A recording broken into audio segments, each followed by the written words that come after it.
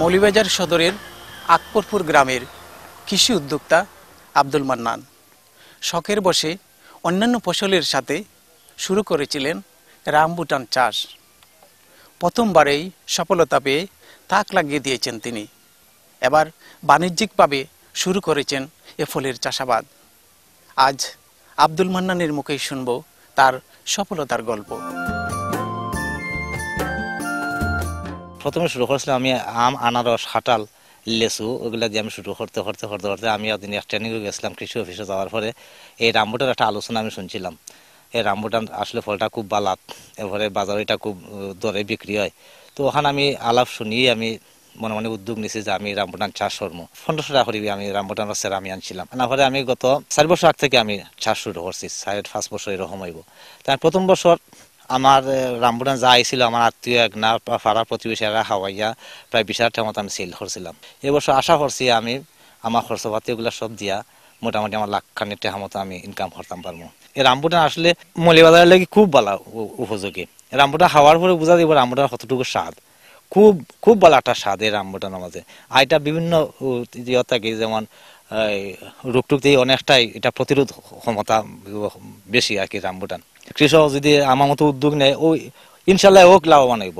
যদি আমার এই বাগান দিকে যদি সেই একজন কৃষক যদি সেই উদ্যোগ হে চাষ করতে আছে, আমি তার পরামর্শ দিব। প্রয়োজনে আমি তার খান্দার যাইমু কি আমি তার পরামর্শ দিব দিয়ে আমি কিভাবে রামবুটান চাষ করা যায়। গাছের পরিচর্যা থেকে শুরু করে কীটনাশক ও সার দেওয়ার জন্য বাগানে রয়েছে 12 জন শ্রমিক। ফুল আসার আগে কিছু পাতা আছে এগুলা ফালাই দেওয়া লাগে, যেমন বয়স্ক পাতা যেগুলো, এগুলো ফালাই দেওয়া লাগে। দেওয়ার পরে আস্তে আস্তে ফুল আসে। ফুল আসলে আবার আমরা একটু যত্ন নিই। যত্ন নেওয়ার পরে যখন ফলটা বাইরে তখন আর একটা ভাবে কাজ করা লাগে, এটা যত্ন নিয়ে এরপর আস্তে আস্তে আস্তে ফলটা বড়।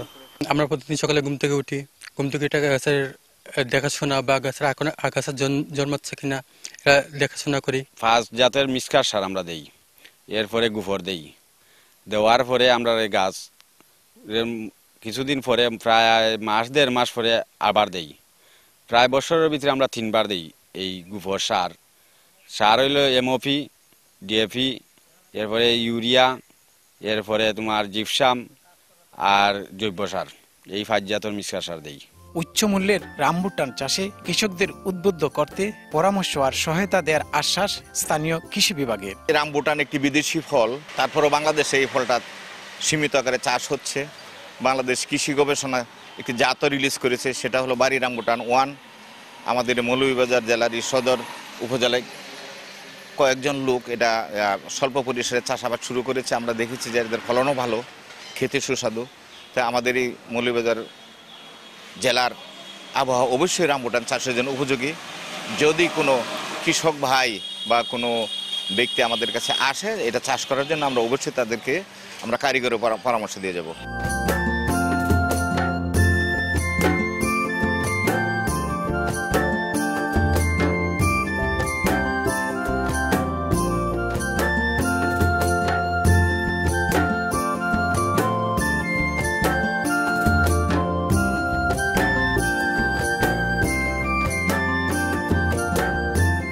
প্রায় 20 একরের মনোমুগ্ধকর পাহাড়ি জমিতে আব্দুল মান্নানের মিশ্র ফলের বাগান।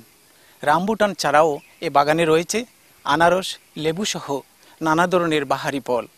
পাশাপাশি ফাঁকা জমিতে চাষ হচ্ছে আদা ও হলুদ। আকবরপুর বাগানবাড়ি থেকে শাহ অলিদুর রহমান, সময় সংবাদ, মৌলভীবাজার।